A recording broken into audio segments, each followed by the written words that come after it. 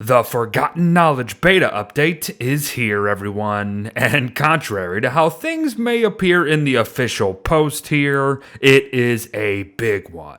A really big one. So let's try our best to break it all down, shall we? And first and foremost, enjoy a new main menu theme with Maxwell begrudgingly leading the charge, which is quite appropriate as we'll come to find. And I'd imagine that when the update fully launches in a couple weeks or so, we will be greeted with some new skins and such, as well as a new Twitch drop at least. But for now, our one and only focus will be on the introduction of two entirely new biomes found down under in the caves, folks. The Lunar Grotto and the Ancient Archives. Not sure if they will always be connected, as they are here before you, or whether or not I just got lucky. However, enough faffing about what's new with the Loon. Well, pretty much everything, except for the fact that we will need to handle our enlightenment down here in the Lunar Grotto now too.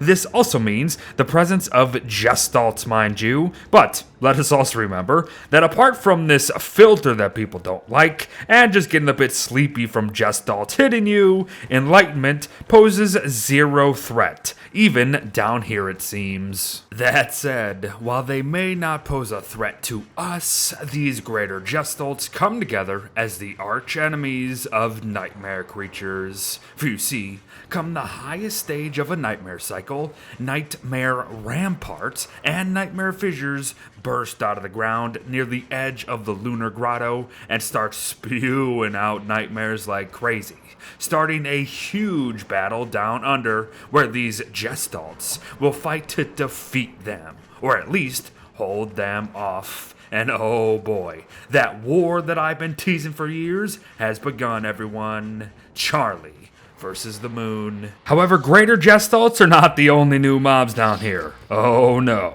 Not even close. Naked mole bats can be encountered quite often, it seems, and they also just seem to spawn out of thin air at times, more or less just falling from the ceiling, apparently.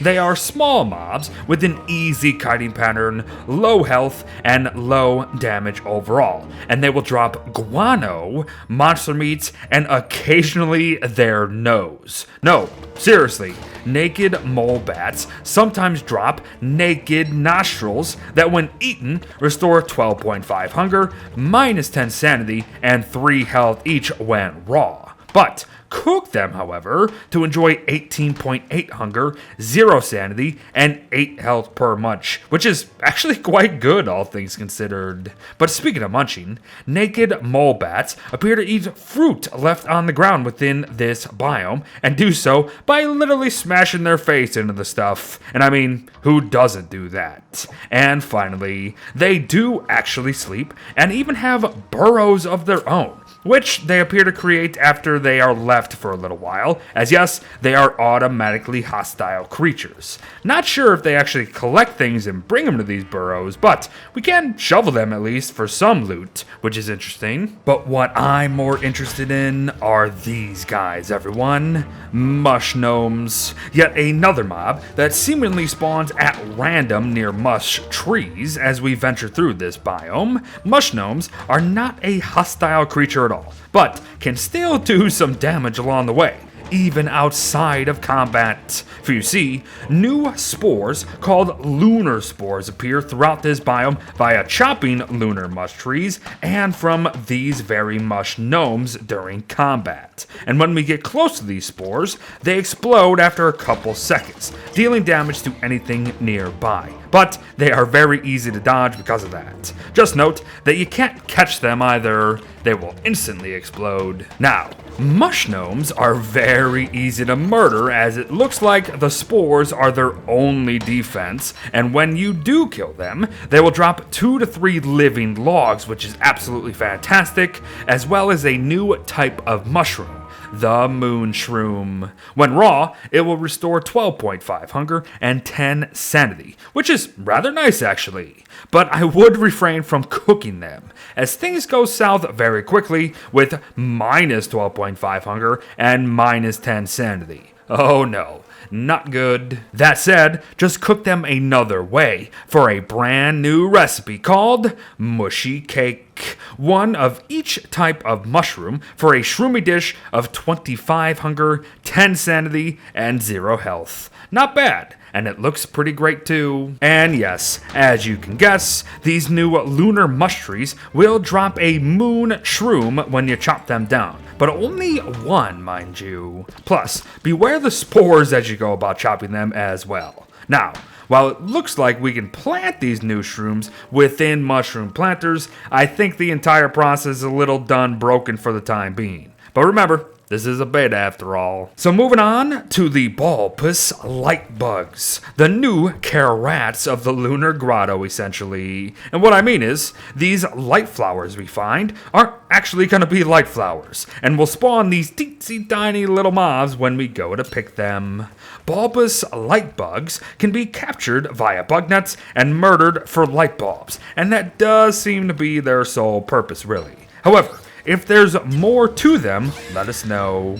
But what I do know is that if left alone, they will choose to actually follow us and orbit around us for a sustainable light source. That is, until they return to their flowers to give a rest. Good stuff, and mighty handy actually. You know what else has become oddly handy now too?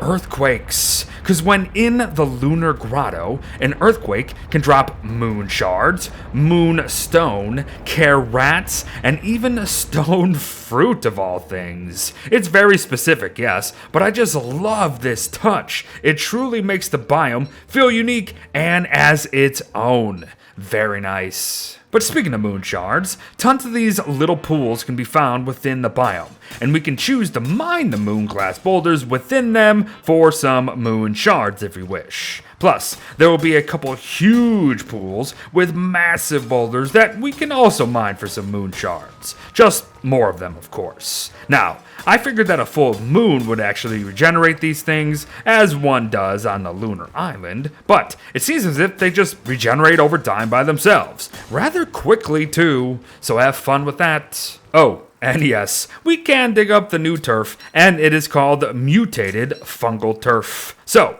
looks like my friend has some new wares to add to its shop. But one last note before we move on. I came to the Lunar Grotto here during a full moon, half expecting the place to be full of activity. However, that was actually not the case, at least not from what I could have seen. Shame really. But perhaps more will come soon. But why wait when we can have more now? Welcome to the Ancient Archive, everyone. At some point on your journey, you will discover pillars, with 2 being already socketed by iridescent gems, and a third which is empty. So then, looks like we need to complete the Moonstone event, deconstruct the Moon Caller staff that we get from it, and then proceed to socket the last iridescent gem in the final pillar.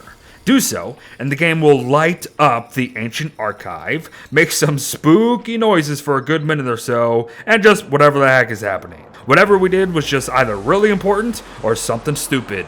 Or both. However, once whatever that was has been activated, we can actually use any of the numerous fountains of knowledge found around this biome to create these little Thule-sized balls of moony stone of distilled knowledge, as they're called. And as far as I can tell, we can actually just do this as many times as we wish to. But I really only found 3 uses for the things. Actually, that'd be a single use with 3 outcomes, I suppose. For you see, within this biome will be this room with 8 circles surrounding a larger 9th. And this here is a memory puzzle of sorts. Place a distilled knowledge thing at the center to start the puzzle, and then use trial and error to complete it by stepping on the proper circles in the correct order. An order that, mind you, changes with each completion.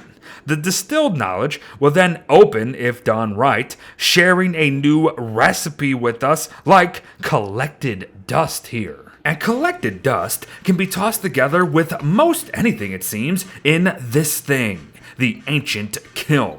It is essentially a crockpot, yes, as it does appear that any foods can be made within. But what we are after is called ambrosia, and the only use I have found for it thus far is feeding it to these little guys, dust moths. Do so, and it will go back to its home and begin to dust, as they usually do, to most structures in this place. And it'll dust for what seems like ages. But once it's finished, those tidy hidey holes will become a source of thulsite for us. So yes, everyone, farmable, mineable thulsite at our disposal whenever we wish now. Just amazing stuff. But moving on to some of the other distilled knowledge unlocks. At least I think so, as not every ball gives a recipe, it appears. But whatever the case, there is a new science craft called the Terra Firma Tamper. And with it, we unlock the Landscape tab. A crafting tab that literally allows us to craft all sorts of turf. I mean, we can always just pitchfork the turf, but sure, why not? And finally, at least from what I found so far, the Astral Detector. Not too sure what this thing does, unfortunately, because every time I tried to place it, my game crashed. But from what I did notice, it appears to have 10 uses and looks pretty darn cool. As yes, it is a placeable structure. So if anyone has gotten it to work and knows what the bloody heck it does, give us a shout. But moving on to more of the biome itself. Plenty of these ancient guard posts litter these ancient halls, and when we get close, these orbs of light escape from them and seemingly float about aimlessly. And at first, I thought them as guides of sorts, but oh no, I was really wrong there. But before we get into their purpose, we need to say hello to yet another new mob. The Ancient Centipede.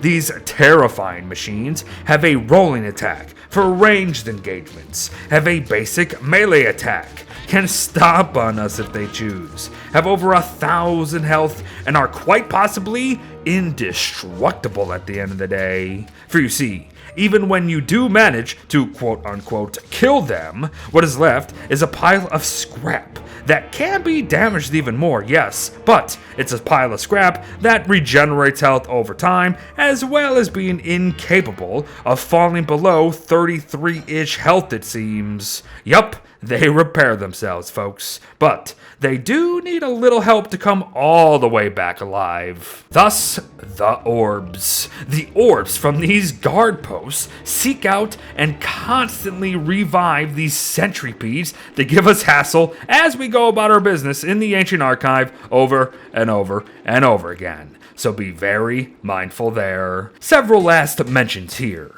Ancient moon statues can be found and mined throughout this biome for full chunks of thulsite and moon rock if you wish. Yes, we can turf up the ancient archives turf for our pleasure, which is lovely. The walls we will find can be hammered for rocks and smaller thulsite pieces, so not too much going on there. And these runes seem to be simple aesthetics to me and don't actually appear to do anything. But good stuff all around, I'd say. But now, full disclosure, there was one potentially really big thing that I could not figure out: the sealed portal.